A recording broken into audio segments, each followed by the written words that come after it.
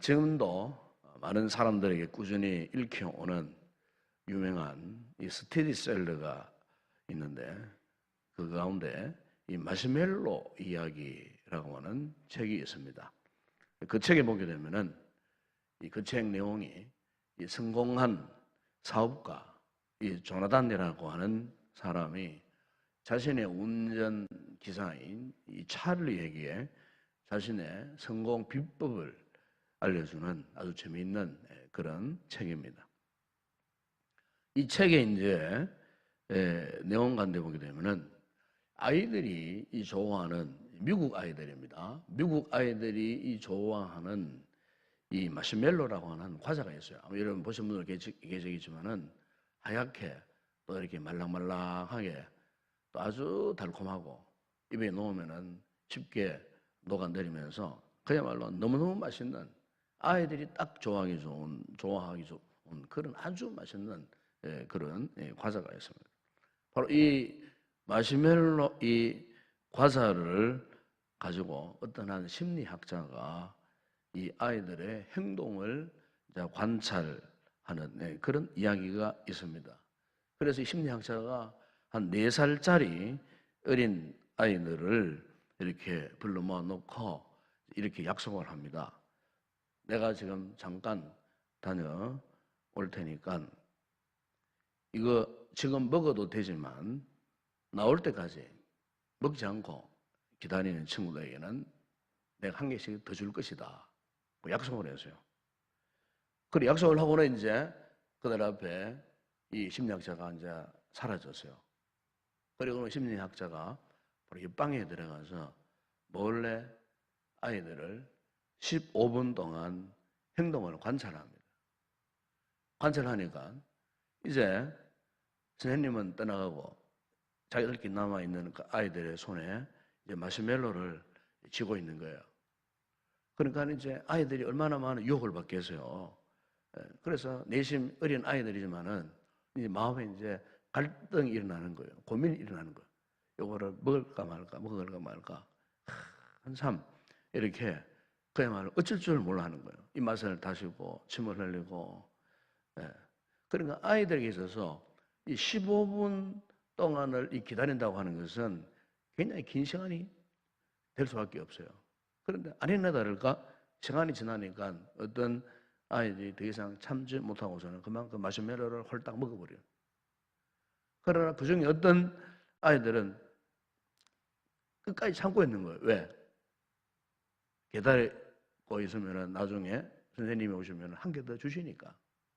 그래서 어떤 아이는 홀딱 먹어버리고 어떤 아이들은 끝까지 참고 있더라는 겁니다. 바로 이 실험에 참여한 아이들을요, 10년 후에 그 심리학자가 이제 다시 그들의 변화된 행동에 대해서 관찰을 했는데, 과자를 먹지 않고 끝까지 참고 기다렸던 그 아이들의 특징들이 뭐냐면은 학교 성적도 좋고 인간관계도 좋고, 그리고 정말 참 어떤 스트레스 상황 속에서도 효과적으로 잘 관리하고 대처할 수 있는 건강한 인격으로 그렇게 잘 자라나고 있다는 거죠.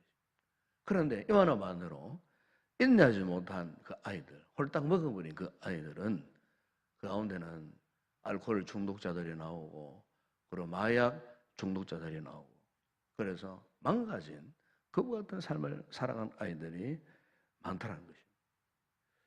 여러분, 오늘 우리가 읽은 이 본문을 보시면은 이 느헤미야서죠. 이 느헤미야서는 예루살렘에 무너진 성벽을 불과 52일 만에 완공한 역사적인 일을 감당한 이 느헤미야의 이 이야기를 여기서 담고 있는 것을 봅니다.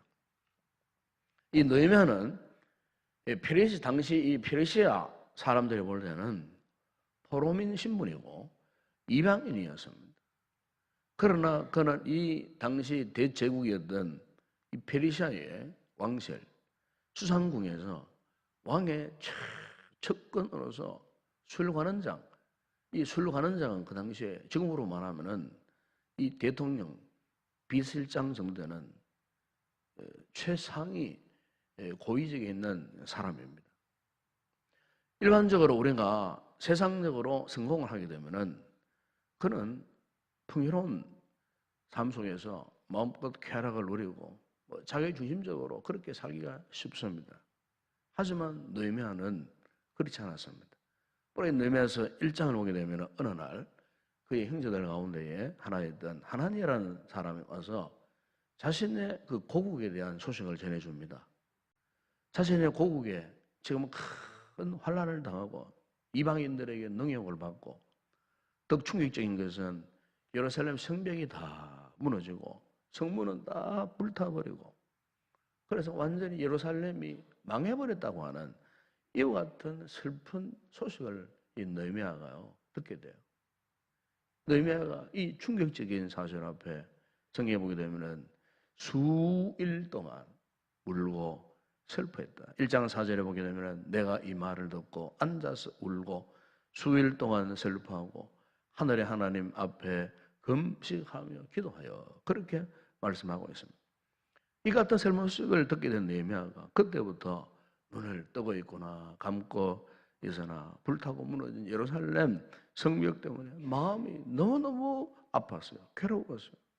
그래서 너무나 슬픈 나머지 울 수밖에 없는 그런 상태에 있었어요. 여러분 우리가 느헤미야의 이 같은 모습을 달리 표현하면 이것은 하나님께서 주신 이 거룩한 부담감이에요. 이 거룩한 부담감.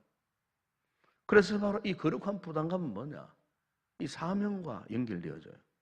사실 느헤미야는 이 같은 부담감을 가질 필요가 없는 사람 아니겠습니까? 페르시아 제국의 최고위층 정치인에다가 왕의 측근에다가 뭐 얼마나 참 그의 생활이 풍요로웠겠습니까? 굳이 이 같은 부담감을 가질 필요가 없어요. 그저 현실의 안락함 속에 그냥 살면 돼요. 그럼에도 불구하고 그는 어떠했습니까? 무너진 예루살렘 성벽에 온통 마음이 쏠렸어요. 그래서 어떤 결심을 했느냐면은 성벽을 재건하기로 마음을 굳게 먹은 거예요.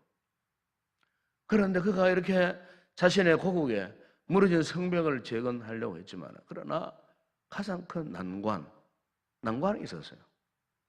바로 그것은 자신이 모시고 있는 이 페르시아의 아닥사스다 왕의 허락을 받지 못하면 갈 수가 없는 그런 상황이에요. 그러나 이 아닥사스다 왕은 과거에도 예루살렘 성벽 재건의 움직임이 있었을 때에 반대하고 방해했던 사람이에요. 왜냐하면 유대민족이 독자적인 세력을 갖는 것은 일개 제국의 왕으로서 절대로 반가울 리가 없거든요. 그렇기 때문에 예루살렘 성벽 재건을 만약에 느헤미야가 잘못 제안했다가는 오히려 성벽 재건은 그냥 느헤미야의 신상마저 위험에 처해질 그런 상황이 올 수도 있는 그런 상황이었어요. 성벽 재건을 위해서는 반드시 왕의 허락이 필요한데 이럴 수도 저럴 수도 없는 그런 상황에 놓여진 것입니다. 그래서 이제 느헤미야가 취한 방법이 무엇이냐면은 수일 동안 왕의 마음을 움직여 달라고 기도한 겁니다. 하나님 앞에. 현실적으로 도저히 불가능한 일이었어요. 아닥사스다 왕 이 사람의 마음을 움직인다는 것 어떤 면에서 굉장히 불가능한 일이에요. 그러나 느헤미야는 확신했어요. 하나님이 역사하신다면 하나님이 내 기도를 들어주신다면 하나님께서 바로 그 아닥사스다 왕의 그 마음을 움직여 주실 것이라고 하는 믿음의 확신을 가지고 그가 기도한 것입니다. 아마 여러분 잘 아시겠지만은 80년대에 공산주의 종주국가였던 구소련이 볼셰비키 혁명 이후에 70년 만에 이 공산주의의 문을 닫아버렸어요. 그 소비에트 연방이 다 해체되고 무너져 버렸어요.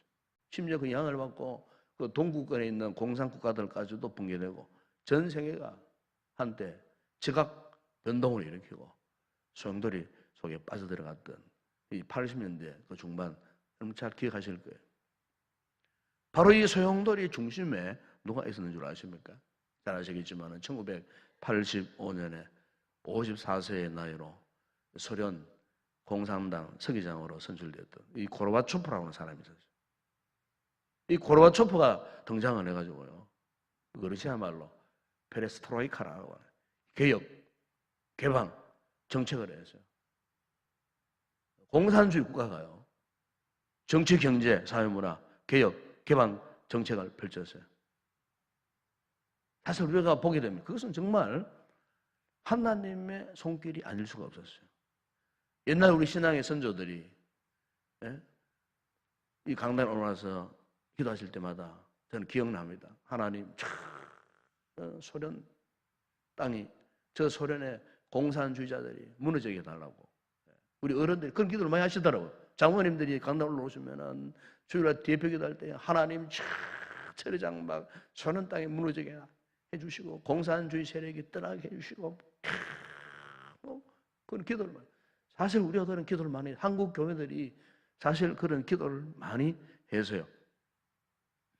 그런데 그 철의 장막 같은 그 소련, 오늘 보면 나오는 페르시아 제국 같은 그 소련이 어떤 핵무기를 맞아갖고 어떤 무기의 공격을 받아가 전쟁통에 그 공산주의 깨졌느냐? 아니에요.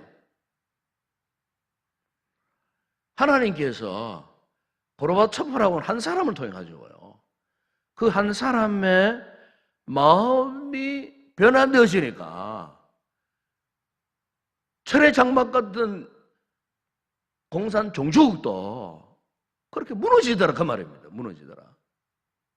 여러분, 우리가 성령의 역사를 보게 되면요, 하나님께서 한 사람의 마음을 움직여 주시고, 그래서 역사를 완전히 뒤바꿔버리는 역사가 일어나는 것을 볼 수 있어요. 여러분, 바벨론 포로를 끌었던 이스라엘 백성들이 하나님께서 70년 만에 돌아오리라 약속하셨잖아요. 약속하셨을 때에 어떠했습니까? 하나님께서 이방의 왕 고레스의 마음을 움직여 주셨어요. 그 고레스가 70년 포로 생활하는 이스라엘 백성들을 해방시켜요. 좀 고국으로 돌아갈 수 있도록, 본토로 돌아갈 수 있도록 허락을 해버렸어요. 한 사람 마음. 우리가 에스더서에 보게 되면은 하만의 음모에 유대민족이 지금 말살 직전에 있었어요. 그랬을 때에 에스더가 어떻겠습니까? 그 당시에 아수르 왕의 마음을 변화시켜 버렸잖아요. 죽으면 죽으리라 하나님 앞에 금식기도 하고 갔을 때 하나님께서 그 왕의 마음을 변화시켜 주셨을 때에 말살 직전에 있었던 유대민족들이 해방되었어요. 그 해방의 절기를 지금 유대인들이 불임절이라는 절기로 지키고 있다, 그렇게 말씀하지 않습니다. 여러분, 그렇습니다. 우리의 세상사가 아무리 복잡하고 얽히고 설키고 할지라도요, 하나님께서요, 한 사람의 마음만 움직여 주시면 한순간에 상황이 역전되고 한순간에 복잡한 일이 단순하게 해결되어 버리는 거예요. 현재 우리나라가 처한 이 상황, 저 북한의 상황도요, 하나님이 그 김정은의 마음 확 붙들고 바꾸어 버리시면요, 우리가 상상하지 못한 일어나는 거예요. 지금 뭐 아무것도 뭐 안 되잖아요. 무엇을 갖다 대어도 통하지 않아요. 사람의 아무리 인간의 힘으로, 정치력의 힘으로, 무력의 힘으로 온갖 뭐 무서운 무기 그 앞에 갖다 놔도 해결 안 됩니다. 될 수가 없어요. 그러나 딱 한 가지 방법이었어요. 하나님께서 그 마음을 움직이시면은 변화되는 역사가 일어날 줄로 믿습니다. 우리 민족의 통일 간단하게 해결됩니다, 여러분. 복잡한 것 같지만은 단순하게 어떤 방법으로? 하나님의 방법으로, 기도의 방법으로 된다, 그 말입니다, 여러분. 오늘 의미와도 예루살렘 성벽 재건을 위해서는 아닥사스다 왕의 마음을 움직이는 것이 관건이었어요. 그래서 그가 취한 방법이 뭡니까? 왕이 좋아하는 뭐 술을 갖다 바치고 뇌물을 갖다 바치고 해서 그의 마음을 움직인 겁니까? 아니에요. 그는 결코 세상적인 방법으로 접근하지 않았다는 겁니다. 무슨 방법으로? 오직 기도의 방법. 왜요? 하나님 말이 사람의 마음을 움직일 수 있다는 사실을 그가 믿었기 때문에. 그래서 본문 여러분 8절 하반절에 보시면은 이렇게 말씀하지 않습니까? 내 하나님의 선한 손이 나를 도우심으로 왕이 허락하고 그래서 내 하나님의 선한 손이 도우셨다는 겁니다. 그렇습니다. 그의 믿음대로 하나님께서 왕의 마음을 돌려놓으시는 거예요. 이 역사가들은요, 이 아닥사스다 왕에 대해서 이런 이야기를 합니다. 전성적으로 성이 굉장히 괴팍한 사람, 고집이 세고, 그리고 잔인하기로 소문난 아주 변덕이 심한 왕이었다고 합니다. 그러니까 인간적인 눈으로 보면은 그런 사람의 마음을 움직인다는 것은 불가능한 거예요. 맞죠? 도박을 거는 것처럼 매우 위험한 일이 아닐 수가 없어요. 이런 왕을 설득하려고 섣부르게 하다가 왕의 마음 자칫 잘못하면은 변심되어 버리면은 위기를 당할 수 있고 그 앞에 죽음을 당할 수밖에 없고 어떤 재앙을 맞을지 알 수 없는 굉장히 불안한 상황. 그러나 느헤미야는 자기가 할 수 있는 일은 오직 기도밖에 없음을 확신하고 어떻게 했습니까? 이 느헤미야서를 잘 보면은 1장에서 느헤미야가 왕의 마음을 얻기 위해 기도를 시작해서 2장에서 이제 왕의 마음이 변화되기까지 얼마의 시간이 흘렀느냐? 약 4개월의 시간이 흘렀어요. 4개월. 그래서 우리는 기도란 뭐냐? 아주 중요한 이 정의를 오늘 이 새벽에 우리가 알아야 되는데, 기도는 흔히 우리는 응답받는 거다. 이렇게 이야기하기 쉽지만은, 그런 여러분, 이보다 더 중요한 게 하나 있어요. 기도는 여러분, 기다리는 겁니다. 기다리는 게 기도예요. 되게 우리는 기도하면 즉각 응답받기를 기대하잖아요.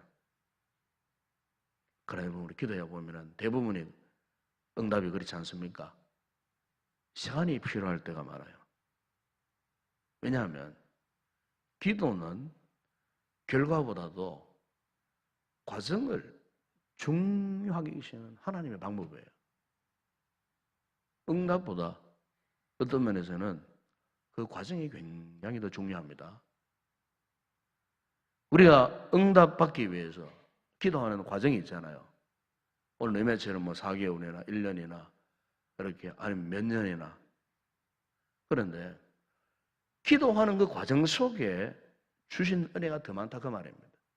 응답보다도 내가 힘들고 어려울 때에 어떤 기간을 정해놓고 기도하는 그 과정을 통해서 하나님께서 우리를 믿음으로 연단하시고 훈련시키시고 우리가 그 기도하는 과정에서 많은 은혜를 경험하게 하시고 실제로 우리가 기도하다 보면 응답받기까지 기다리면서 받는 그 은혜와 훈련이 더 놀랍고 더 감동적이에요. 아마 여러분 가보시겠지만은 햄버거와 같은 이 패스트푸드 음식점하고요, 이 스테이크가 나오는 고급 레스토랑 차이가 뭡니까? 패스트푸드 햄버거 사러 가보세요. 어떤 가게는 3분도 안 돼야 금방 나옵니다. 금방 여기 있습니다. 금방. 예? 그러나 고급 레스토랑 오랜만에 가족들이 가가지고 스테이크를 먹으려고 들어가세요. 그런데 이 메인 메뉴 스테이크가 금방 나옵니까? 햄버거 가게처럼 금방 여기 있습니다. 금방 나옵니까? 가면은 거기 가면은 먼저 샐러드를 먹고 뭐 또 이렇게 또 수프도 먹어야 되고 뭐 이래 하면 맨 마지막에 뭐가 나옵니까? 마지막에 드디어 메인 음식인 스테이크가 다 나오잖아요. 이것도 모르고 가서 말자 빨리 달라고 소리치고 왜 안 주느냐고 이렇게 한다면은 그것처럼 무식한 사람이 어디 있겠습니까? 여러분 우리가 기도를 함에 있어서도 마찬가지예요. 우리가 때때로 이런 무식함 속에서 하나님 앞에 강요하듯 요구하듯 때서는 빨리 응답해 달라고 그렇게 우리가 참 하나님 앞에 어린아이처럼 그렇게 굴고 있지만은 사실 하나님께서 보실 때는 하나님이 우리에게 필요한 거 금방 주실 수도 있지만은 그러나 금방 하나님이 응답해 주시는 것보다도 기다려라. 기다리는 시간이에요. 이 기도의 과정이. 왜요? 이 기도의 이 과정을 통해 갖고 우리가 탁탁 하나님과 더 깊은 교제와 하나님과의 더 깊은 신뢰의 관계, 인내를 통해서 우리의 속 사람이 연단되어지고, 그래서 이와 같은 기도의 과정을 통해서 응답의 어떤 열매보다도 이 과정의 열매가 더 크다는 겁니다, 여러분. 이것을 모르고 섣부르게 기도하다가 응답이 없다고 원망하고 불평하고 불순종하고 그리고 포기해버려요. 여러분, 우리가 그렇게 어리석은 모습으로 살아서는 안 된다는 겁니다. 오늘 저는 우리 성도들이 이 특별 집회를 통해서 정말 이 기도의 응답의 과정을 즐길 줄 아는 이런 성숙한 기도의 사람이 되기를 주의 이름으로 축원합니다. 응답이 더뎌도 인내하고 기도하다 보면은요, 하나님과 더 친밀해지고, 그러다 보면은 하나님의 지혜를 배우게 되고 또 기도의 능력을 경험하게 될 뿐만 아니고, 우리 기도가 성숙해지면요, 이제는 내 기도만 하는 게 아니에요. 다른 사람을 위해서도 기도하게 되고. 여러분, 바로 이것이 우리가 이 기도를 통해서 얻을 수 있는 최고의 축복인 겁니다. 오늘 본문의 느헤미야는 기도해야 할 때, 그리고 기다려야 할 때를 잘 알았던 사람이에요. 그래서 그는 섣불리 서두르지 않고 인내하면서 꾸준히 기도한 것입니다. 결국 하나님의 선한 손이 어떠했습니까?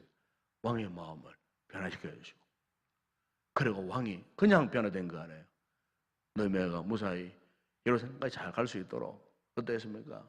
그 군사들을 붙이고 보호자들을 붙이고 현지에 선거하기 필요한 제목을 만들 수 있는 그 감독들에게 미리 사신들을 보내갖고 모든 제목들을 완벽하게 준비할 수 있도록, 그 누구도 방해하지 못하도록 철저하게 모든 조건, 모든 환경 총동원해가지고 느헤미야의 이 성벽 재건을 돕도록, 그 무서운 왕의 마음이 변화되어지니까 일사천리로 모든 문제들이 그냥 적극적으로 그냥 해결되어져 버리는.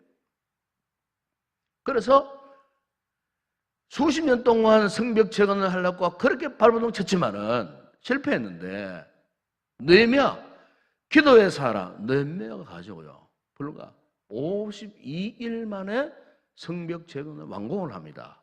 아멘. 이게 하나님의 응답이에요. 하나님의 응답. 여러분 기억하시기 바랍니다. 우리가 하나님의 응답을 참 기다린다는 것은요, 결코 낭비하는 시간이 아니에요. 여러분, 우리가 기도한 후 기다리는 일에 실패하면요, 하나님의 역사를 이루지 못합니다. 이 기다림이 반드시 필요하다는 겁니다. 그러므로 여러분, 오늘 우리가 이 기도의 거룩한 시간에 정말 하나님의 응답을 인내하며 오래 참으며 기다릴 수 있는 그런 성도들이 되기를 바랍니다.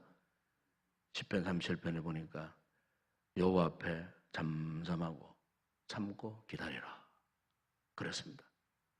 우리가 주님 앞에 기다리며 기도하는 동안 하나님의 역사는 이미 준비되고 있다는 사실, 이 사실을 확신하고 오늘 이 새벽에도 열심으로 기도하시고, 이제 득세가 끝나고 또 부흥회가 끝나고 나면은 또 본래의 자리로 돌아가지 마시고 이 자리를 지키세요.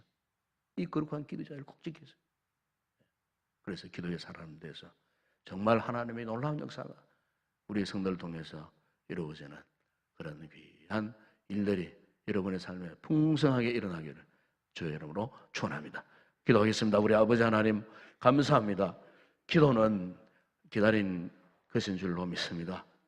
하나님이 언제 응답하실지 알 수 없는 저희들, 그러나 우리가 잠잠히 참고 기다리는 가운데에 아버지 하나님, 응답보다 더 소중한 하나님의 풍성한 은혜를, 지혜를, 믿음을, 성숙함을 우리에게 허락해 주시는 하나님 아버지, 참으로 우리가 이 거룩한 특세의 이 두 주간을 통하여 우리의 기도의 삶이 잘 훈련되어져서 앞으로는 이 기도의 자리를 떠나지 아니하고 묵묵히 끈기 있게 오랫동안 이 기도의 자리를 통하여서 하나님 앞에 간구하고 하나님 앞에 주의 놀라운 역사를 기대하고 소망하는 가운데 반드시 우리 또한 느헤미야의 이와 같은 기도 응답을 체험하는 복된 성도들 다 되게 하여 주시옵소서. 예수님의 이름으로 기도드리옵나이다.